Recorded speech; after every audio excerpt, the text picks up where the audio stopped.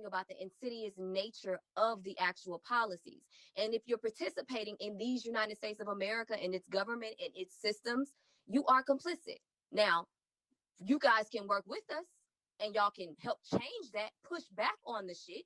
But as it stands today, by checking Black, you are quite literally a representation of Negro people as the system stands today. Okay. I see what you mean. And I agree with that. I think that a lot of Africans, not all, don't have a thorough enough understanding of the history. So I think that part of the problem is that coming here and adopting the identity of Black, I think requires or should require you to have an understanding of the history. And I don't think a lot of Africans who come here have a full understanding of the history. So I just wanted you to clarify that. I understand what you mean by that. And I think that we're all participants in the system by being here. So Bella, that's what I meant. No, I feel you and I get what you're saying. Bella, did you want to respond? I didn't want to respond. I just wanted to comment on this whole dialogue. I am African. I am Ghanaian. I migrated to America at a very young age, not a very young age, at 9 years old. I lived in a very inner city community. So I have had interactions with both Africans and African Americans, but I don't want to limit my feedback or comment just from my personal experience. As an African, I understand that it is the plight of Black Americans people by the time they arrive in the 1600s that has allowed every other immigrant group to come and benefit from this country. So I understand that. What was her name? Mercy spoke on this, and many others spoke on this. I think it's important to understand that we are both African Americans and Africans are both victims of North America and European imperialism. If we don't understand or see things from that lens, we will forever have these very divisive conversations.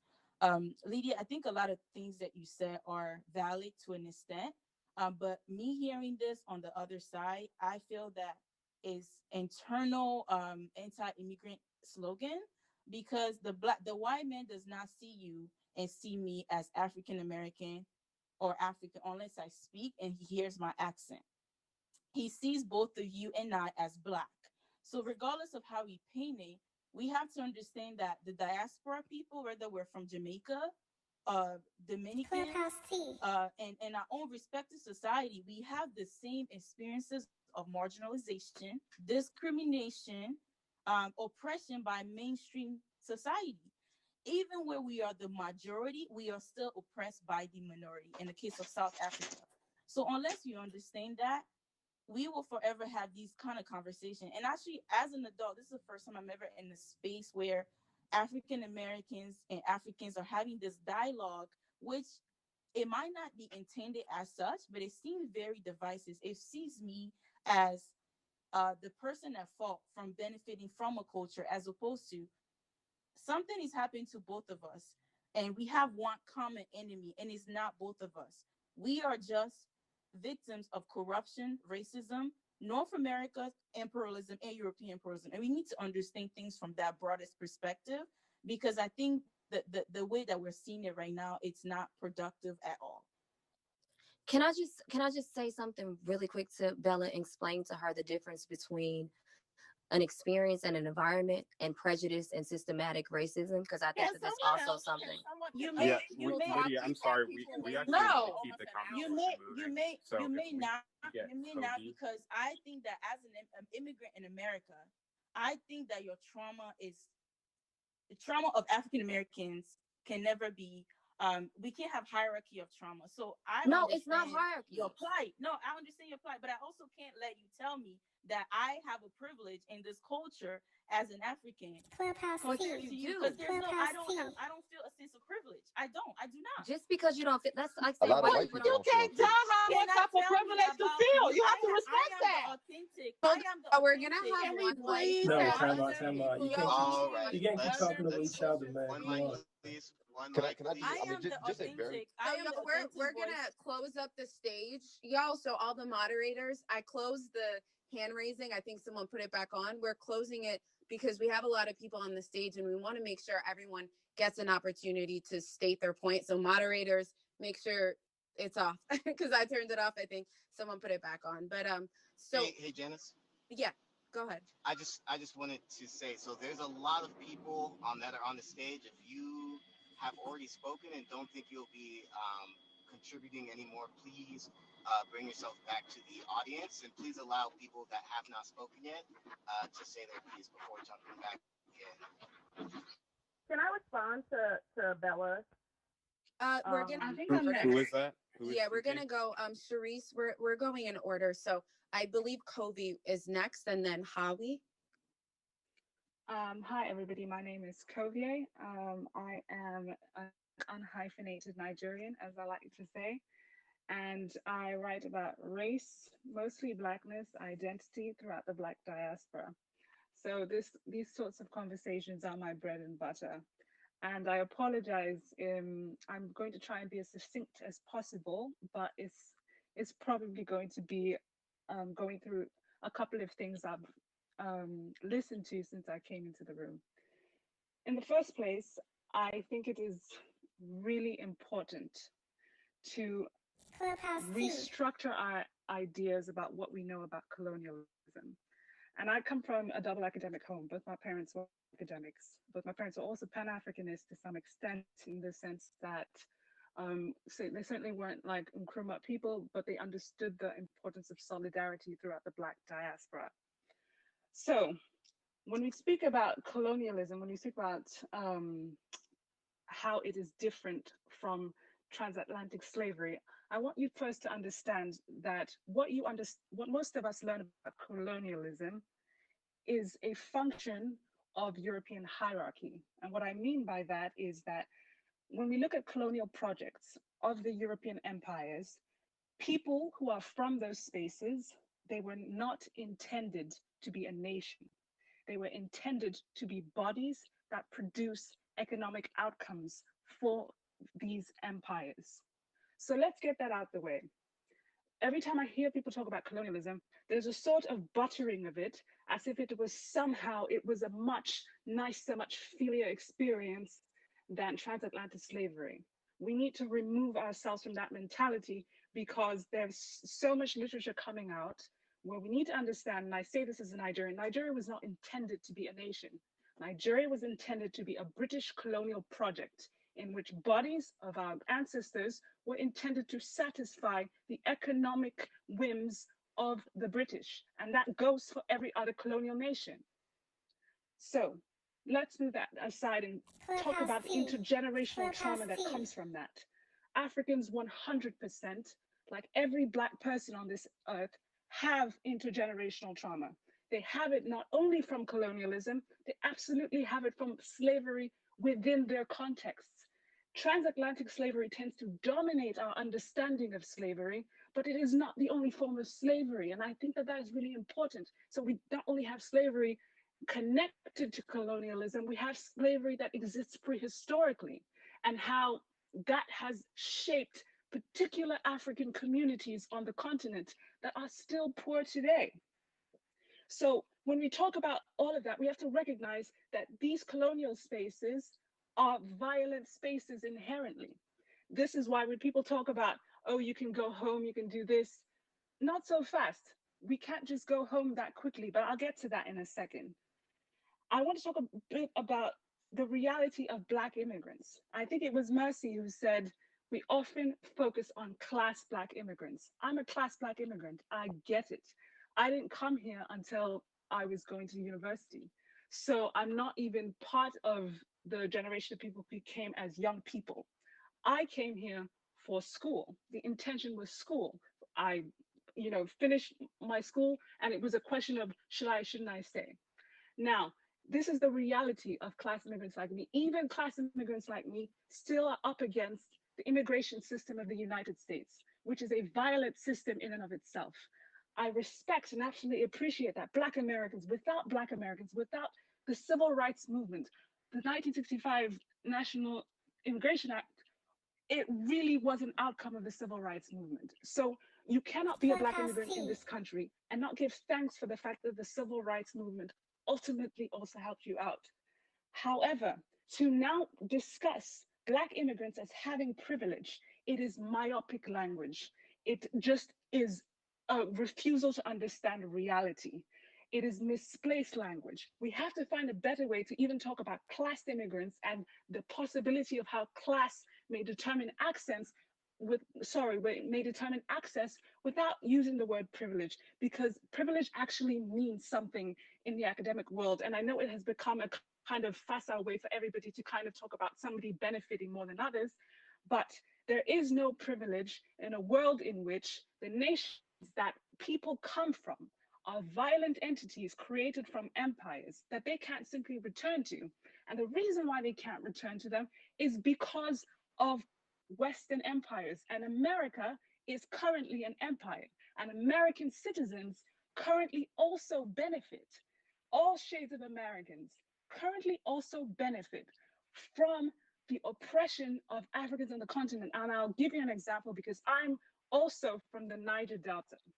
If you are an individual who has gotten oil in any shape or form in this Western world, you have gotten it on the backs of the people of the Niger Delta. That is a fact. So when we're talking about Africans taking away jobs from Black Americans, this is a very, very, very dangerous conversation in the sense that if we're going to talk about the facts, let's talk about the facts. The reality is there is systemic racism in this country that has absolutely oppressed multiple generations of people who 100%, I am 100% behind them getting their due in terms of reparations. I do not think those things are owed to people who, like me, or people who are just above me who came recently. I absolutely agree in terms of that. What I don't agree with is our misunderstanding of how our futures and past and present are interconnected, and that it is empire fundamentally that is holding the power. So I think, again, language matters. It matters very much in this conversation. And it is a kind of refusal of reality to recognize that people who come from these nations who you think they can just run back to, they simply can't just run back to. The United States and the Western world at large are imperialist bodies. And because they are imperialist bodies, they are the reasons why people come here in the first place, because of the lack of opportunities they have created in spaces that they weaponize to begin with as economic projects for their whims. So again, I am very, very, very much for the solidarity of Black people, but I also want people to understand fundamentally that in order to talk about history, you actually have to know everybody's history. And I've dedicated part of my life to knowing Black people's history across the globe. And the problem with conversations like this is that most people only understand their own history. Thank you. Thank you, Keovi, for that perspective. I think you just re-emphasize the importance of learning each person's history. And I think Africans need to, as a first-gen person, I think it's important for us, especially those of us who are living in the US, to learn the history of the people that were here before us. So thank you for your perspective. Howie, did you want to share? Yeah, I just had a couple points. So first of all, I want to say that I want to caution against people referring to just thinking of Africa as a monolith, because that's not the case. When I think of Africa, I'm just as my background, I'm Ethiopian. I was born back in East Africa. I moved here at a very young age. When we think of African immigrants, I think oftentimes when we think about education and career opportunities, we think of a certain type of African. And part of that has to do with privilege within the country. There are countries that do have a language privilege of speaking a language that is popular in the West, whether it be French or English, and that does have some type of effect. And so when we think of Africa as a monolith and then we attach it to every African in the state, it diminishes the lived experiences of those who come from all parts of Africa, which is a very vast, diverse country and continent that has so many different backgrounds and trauma that a lot of people experience that gets diminished. And secondly, I want to say that I want to go to the point that Lydia made, that when we check off the box that we're Black and we're applying to jobs in America, we're taking that job away. We're complicit in terms of taking a job away from somebody else or contributing to a system of inequity. I want to say that Black is not a term that has, it's not a definite term. I identify as Black because I grew up here. I have the experience of a Black woman growing up in America. I do have my African roots and heritage, but at the same time, I experienced the same amount of inequity growing up here in the States in terms of just how navigating corporate America, people see me. And so when we think of the word Black, I want to be very careful about claiming the word Black because it doesn't apply to... I gave you the history lesson as it relates to America. I'm not talking about the whole world and how they view Blackness, but when we're talking about Black in America, I just gave you the lesson on how it came to be because it wasn't what it was prior to the 60s. But you see, it's not a box that I check off. It's quite literally an identity that I identify with. No, you identify, but do you? Please don't interrupt. Oh my God, we're never gonna get anywhere. Let us speak. Give Javi a chance to finish her points because we want to move on to some other people on the stage. But Howie, I believe that you were on stage when we had the conversation about the origins of the term Black. So I think that that's a great history lesson for those of you who joined the room who were not here when we were having that discussion. Yes, I mean, I completely agree that there's a historical context to the term Black, and I'm not discounting that whatsoever. All I'm saying is that Blackness is not just its historical context. Yes, it's a part of it, but it's also the current situation that we experience and the prospects moving forward. And so I understand that in the American context that Blackness is associated to a historical context. But with that being said, in the current state of America and in how other people perceive African Americans, Blackness is more encompassing than what we have defined it as in the group. Thank you for those perspectives, Howie. Is it Nwadio go? I'm sorry, I know I butchered. No, it's fine. It's Wajiga. People call me Jigga as well. So obviously I'm Nigerian by my name, but I was born and raised in Houston, Texas.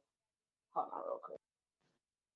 Okay. Janice, while we're waiting on her, can you reset the room, Janice? Because the room has grown like exponentially in the last like 20 to 30 minutes, and we haven't reset in a while. Yeah, thank you for that reminder, Lambert. And actually, we're going to close out soon. But so we really initially started this conversation because of a room where someone had made the statement that they felt like Africans were taking the jobs of American descendants of slaves. And as a first generation American, my brother and I are both on the stage. We're Cameroonian first generationers. I felt like it was necessary to open the conversation with that. So I know that there are some people who commented and said that they felt like the title of the room was divisive, and the purpose was really to open up this conversation that we've been having. I know that it's an uncomfortable conversation for some people, but so that was really the purpose and the overarching question that we've been answering. And we've been listening to people's anecdotes and personal experiences regarding the answer to that question. So I'm sorry. And Janice, I not to cut you off, we can keep this going if you got to leave, you know, because this is definitely flowing right now. So if you got to leave, I'll keep it going for you. Yeah, and I'll volunteer as a moderator as well. This is Cayente. Okay. I don't. Is it Jigga, you said? Yeah, people call me Jigga as well. But yeah, I'm Nigerian. I was born in Houston, Texas, and I've been on a couple of these Clubhouse conversations and, you know, just listened in, and I learned a lot of things on both ends. And I just really want to thank you, Kovie. I hope I'm saying your name right. Kovie? Is it Kovie? It is Kovie. It is Kovie. Thank you. I really appreciate what you had to say. What you said was beautifully said, and I completely agree that there is a lot of learning to be done on both ends, because I see a lot of times with these groups, and I don't know if every time someone speaks that they are from ADOS or not, whether they are from ADOS or not. I hear a lot of times when people say a lot of things that come off xenophobic a lot, and sometimes some people from like Yvette or other people from ADOS say that these are people that are not from ADOS.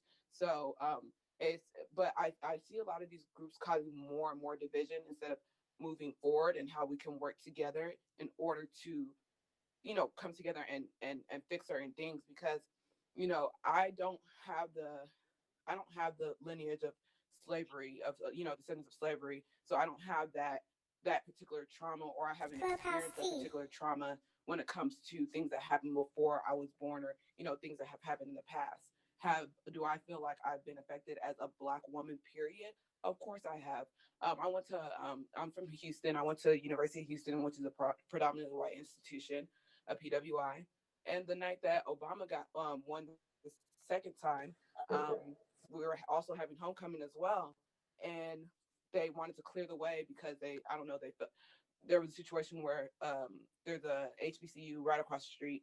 They came over to our university to celebrate the fact that Obama won the first time around. So the second time around, I guess they were in preparation to make sure nothing crazy happens, because all these Black people are coming to our campus to celebrate Obama winning.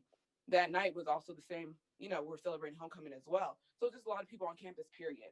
The cops were trying to clear out all the events that were happening, and they approached myself, my twin sister, and my other friends, and they asked us for our ID and accused us of trespassing because we're Black students on, a PWI campus. And they're thinking that we're students at the HBCU right across the street. And, we say we don't have our ID. And next thing you know, there's this big tussle. We're doing tug of war they're pulling my sister. We're pulling her away because she didn't do anything. We didn't do anything. And I get my head slammed against a cop car, and other people do too. And we are physically attacked on the campus right feet away from our dorm room. And it's because they didn't look at us and they didn't see, oh, she's Nigerian, we're going to let her pass. They just saw me as a Black woman straight up, period, as well as me and my friends. So I've experienced different things. I've been jumped by Asian men because I told them not to say the N-word. They jumped me. And it's just like I've had different experiences and experienced different things. So I feel the effects and the aftermath of those things. And no one looks at me and says, oh, she's Nigerian. She has that privilege. She gets that pass. And I think moving forward, what people on both sides, whether, you're African or you're a descendant of slavery, we need to realize that we need to come together and unify and understand that there's hurt on both sides, whatever that hurt looks like, whatever is the violent acts of slavery or the violent acts of what the economic system looks like in Africa or Nigeria, because there's no poverty that you see that is like the poverty that you see in Nigeria or the poverty that you see in these other third world countries. You won't see that kind of poverty here. Like you can literally see people literally taking their last breath of starvation, on the streets. So it's just like everybody's trauma and everybody's hurt looks different. And we need to realize that, and we need to respect it on both ends so we can be able to come together and fix whatever problems. When it comes to reparations here in America, most definitely ADOS needs to get that. And it shouldn't be even a discussion of immigrants or people that are descendants straight from Africa. There's no discussion on whether or not we should be a part of that, because we shouldn't. It should straight up come from people that are descendants of slavery. But when it comes to just unifying together and being powerful, like all this stuff about like pointing fingers or saying whose trauma is more than whoever's, that shouldn't even be a thing. Like we shouldn't be comparing. We should be coming together and loving on each other and seeing that hurt, identifying it, and seeing how we can move forward together. Because it hurts my heart to see some of these discussions and the way that people are saying, oh, this person's talking about emotion out of emotion. This person's talking out of emotion. Everyone's talking out of emotion because everyone is hurt. So when you say don't use your emotions or don't, this ain't about emotions, it's about facts. It's about facts and emotion, because a lot of emotion is driving these forces to be able to have something to happen. The civil rights movement was driven by emotion. Some of the stuff that triggered the Civil Rights Act to happen, like Emmett Till and the girls that were in the church, those things sparked the civil rights movement. and it was driven behind emotion as well as facts. So when you say I don't want to hear anything about emotion, emotion is there because some of the people that are saying I don't want to hear emotion are yelling. So there's emotion driven behind it. So I don't know, the conversation, it's really sad just to see us going back and forth, yelling, arguing when we should be unifying and trying to figure out a way to move forward. And that's all I have to say. I love that. And I think that the question that I would want to pose to for those of you on the stage who haven't shared is, how do we move to a point of healing? Because Jigga, you brought up a great point, and that was essentially the purpose of this group, is to move to a point of healing and to acknowledge the fact that there's pain on both sides. There's been harm done to Africans and African immigrants at the hands of Black people, but there's also a lot of harm and trauma that's been caused by Black people at the hands of Africans. So how do we move to a point of collective healing? I'm happy to answer if we're still going, if we're continuing in order. Yeah. Mm-hmm. And it's Ngozi, right? Ngozi, but you almost there. All good. Wait, what's the order? I'm sorry. I got you, Sharice. I'm gonna be quick, okay, sis. So I am gonna say the same thing I say in each of these rooms. And for the people who are ADOS in here, I got something for you. And for the people who are African in here, whether you're first gen, fresh off the boat, pick your identity, I got something for you. The first thing is we need to get on a code. Period. Points blank. Full stop. We need to be on code. And the fact is, if they are non-Black and they're saying anything or doing anything that is affecting the race Black, because that's what Black is, it's a race first, then you need to be on code and check that person. Too many things are happening, whether we're in Africa, America, wherever, surrounding non-Black people doing things to Black people, and it's going unchecked. So when it's going unchecked, that's how we end up having these conversations about who's more oppressed over here, over there, because no one's checking accordingly every single time. It's not a question. In any space you are, everyone needs to be checked if they are non-Black and doing something against Black people, or if they're saying something against Black people. And if they are of the same race and they're saying something against Black people, can y'all hear me? Am I not being heard? Clubhouse T. No, yes, I can hear you. I can hear you. Okay. We hear you. So it just needs to be checked, period. If people are confused about what code is, Google it, YouTube it, read about it. That is the beginning of how Black people can stay on the same course to get things done. As far as people who identify as ADOS, who continuously have these conversations, I know that the moderators here are not, or I don't believe they identify as ADOS because they're African. I don't know if the other moderators in here do identify as ADOS. I don't have a problem with that. Justin and Keontae do identify as ADOS. Perfect. I don't claim the whole ADOS term. Let me just keep going, Jermaine. You good? It's all good. I just want to point something out for whoever does identify as ADOS or whoever does find that movement to, be important or whatever. I fully agree with anyone getting reparations however they want it. However you want your reparations, let's get it. But the fact of the matter is, I have read through everything about ADOS on their websites, ADOS 101, and any other thing that's ADOS. And their website alone, and sometimes when I'm hearing them speak, in fact, I heard it today with Lydia, when you're speaking to people who are not ADOS, you're not coming, or how it's being spoken is not from a place of, yo, this is what we're trying to do. Reparations, period. Are you willing to do that? Instead, what I'm hearing is, hey, can I cut you off real quick? Can I cut you off? ADOS is a political organization that doesn't represent Black America. So no, I know it doesn't. I know it doesn't. I'm speaking. You gotta make it relevant to the conversation of Black Americans. That's a political organization. That has nothing to do with anybody in this room. The reason just let her finish. Let me finish first. And second of all, Jermaine, I understand what you're saying, but there were people on the stage who affiliate with ADOS who were speaking. So I'm responding to those people and some of the people who are in the audience who do affiliate as ADOS as well.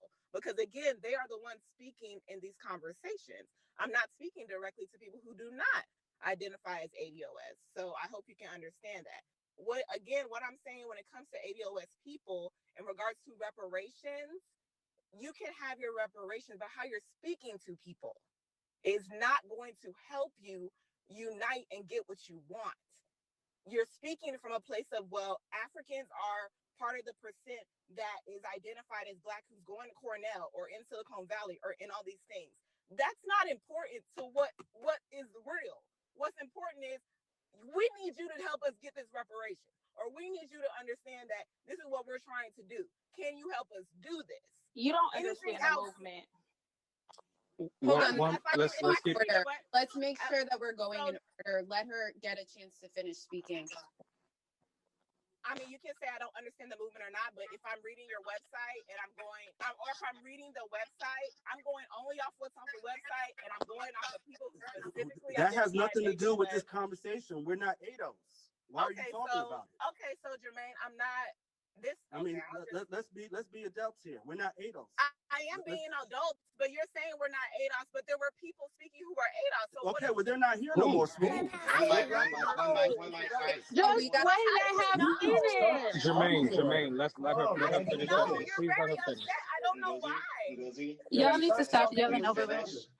Jermaine, please finish. Jermaine, please just let her finish, and then we can move on. I don't want to get caught in another back and forth. So Ngozi, please finish your thoughts. I understand what you're saying. There were people and there are people who identify as ADOS. There's currently people on the stage who do identify. So she's responding to those individuals. It's a difference between the movement and just the terminology. Like, I don't know who here represents the organization. I'm not sure anybody does. Maybe there is somebody. It's not about that. The reason I'm even speaking to that is because there are people in here who are not familiar with ADOS. And whether they are or aren't, what I want them to understand is despite whatever someone is physically speaking on this floor, what I fully understand from people who lead ADOS or who say they are ADOS is that they want reparations. So we should be aligning with that in all points. And on all issues. We should always, whether we're African or first generation, we should be aligning with that. And that is thank you, Ngozi. I think we should we get your point, sister, and I think we should move on to the next person. Who's next? I think that would be Ellie. Ellie? I think it would be Ellie. Sorry. Hi, my name is Ellie. I don't know if my voice is relevant to this conversation because I'm African who lives in the United Kingdom. But I wanted to say that thank you for everybody who shared. Lydia and the lady who spoke, Kovi. I'm learning from both of you. I'm learning as an African and listening about how these things affect. I was ignorant growing up. I came here as a refugee. England is not the same as America, but as an African who's going to the West, I was ignorant. I knew nothing about African Americans, their plight, growing up, university, all of that. I started really learning what slavery really meant, even though I learned about it in school, very small. What it really meant 5 years ago when I was 25. When my brother became involved in Black Lives Matter movements. That's when I started learning about what African Americans really go through. We may all be Black with the same skin color as a race, but what they really went through, what their ancestors went through, but what they're still going through today. And one thing I learned from my brother that he taught me was that I had to stop being ignorant and realize that up to today, African Americans are still suffering things that I would never understand. And the most important thing that I had to do was to listen. And one thing I would say to everybody is to listen to each other. I've learned about colonialism in ways that I never knew from Kovi today. Thank you. But I've also learned from Lydia's voice about the real pain that's really there. And thank you for sharing that. I didn't feel attacked as an African because your pain is really relevant.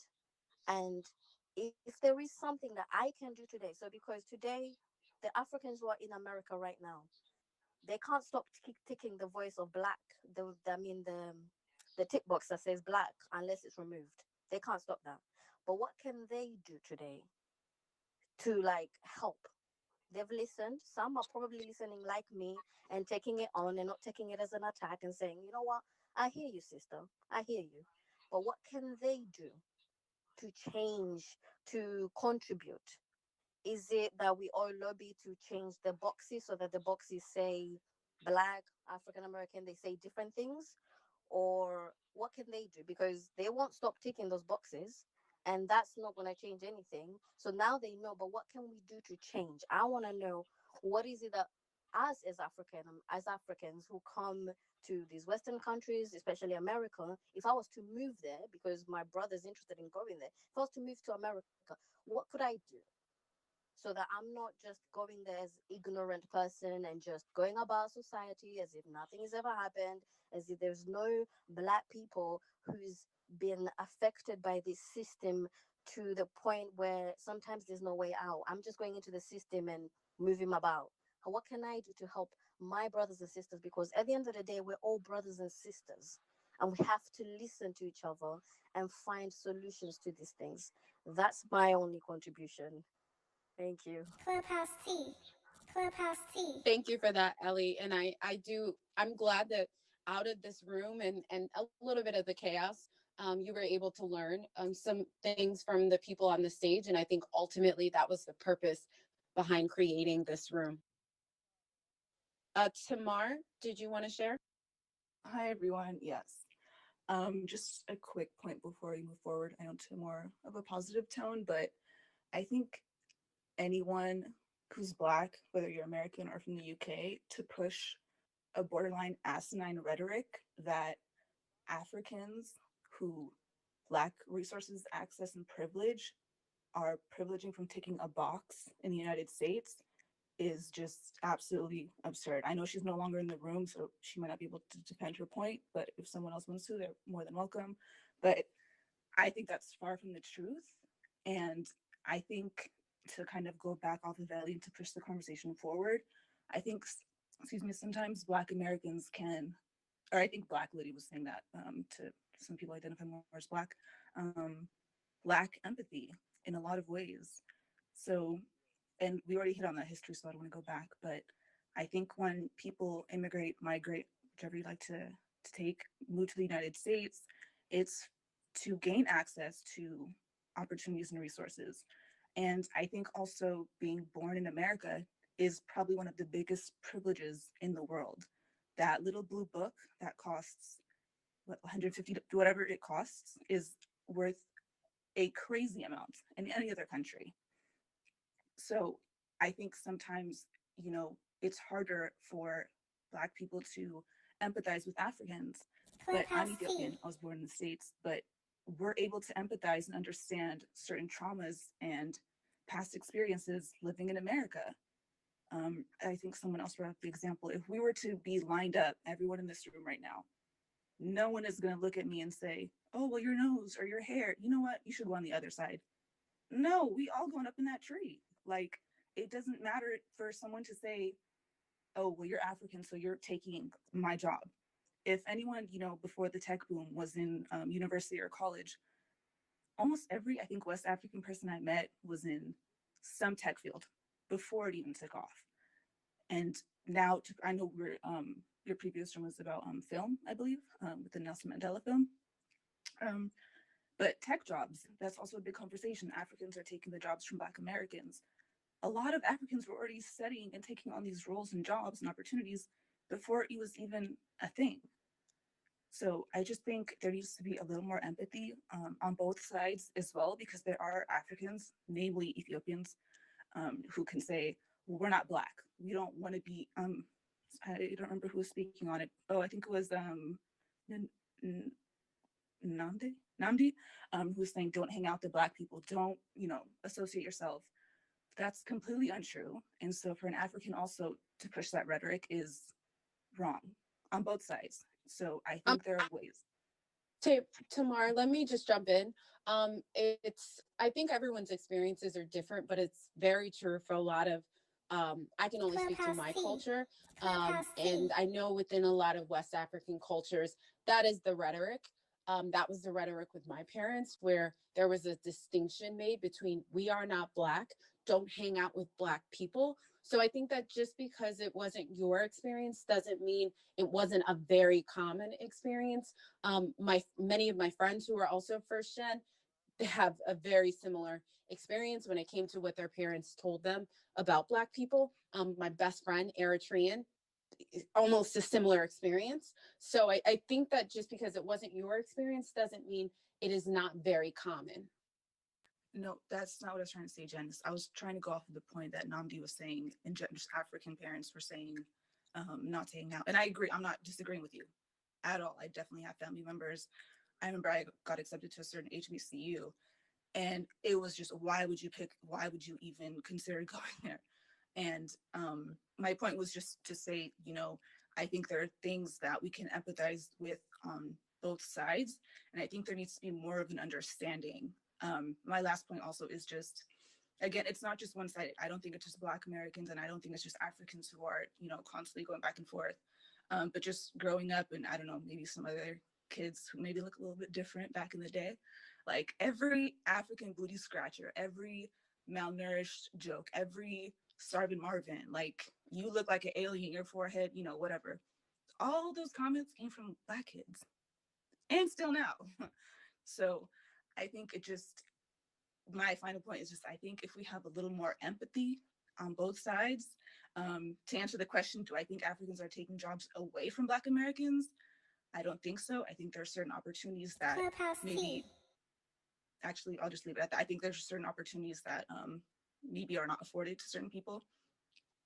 But I think if we just have a little more empathy, a little more understanding on both sides, that we can kind of end this kind of divisive rhetoric. I think everyone is just expressing that we all need unity. Amarachi? Hi, good evening, everyone. Thank you for allowing me on the stage. Okay, to the title, are Africans taking jobs from Black Americans?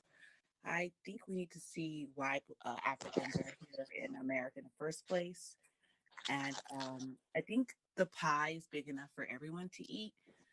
And instead of trying to fit the quota of one Black person per job, for diversity, how about, attacking the insidious reasons why only one Black person is allowed in that position in the first place? And I think the issue that people must address is what are the reasons Africans are leaving? And especially people don't know that Americans had a part in the Biafran War as well. I didn't know that. But I'm finding out a lot of information about what Americans did to many countries, whether it's directly or indirectly. And they literally continue currently to siphon out resources from these countries. And then the American citizens are turning around and getting angry with the people who seek better opportunities in America. These opportunities that should have been presented in these countries were literally destroyed by the American government and pretty much the West. And bombs are dropping physically and financially on these countries, and there are residual effects. So when everything around someone is destroyed or the resources are taken, people are going to look for places where they can feed their families. So I don't think anyone who's African in America should ever feel guilty about getting a job in America or feel like they're taking someone's place in America, because it's the least that Americans can do, especially the American government, after all they've been doing throughout these African nations. And I feel like, I'm going to speak towards the Black Americans, you're dealing with these policies that aren't correct, like please check here if you're Black of African descent, shouldn't be, I guess, labeled towards Africans who check here because they're of African descent, literally, but the creators of the policies. So my suggestion would be to fight the cause first so the symptoms can change.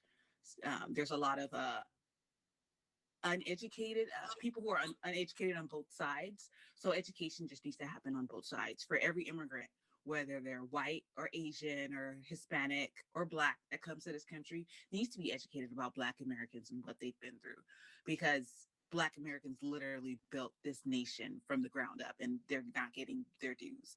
And I, as a Nigerian American, I support their dues. However, I still don't think that Africans are taking the jobs of Black Americans. There literally should be more jobs. It shouldn't be one Black person and 1,000 white people. People are getting more mad at the one African there than 1,000 white people there.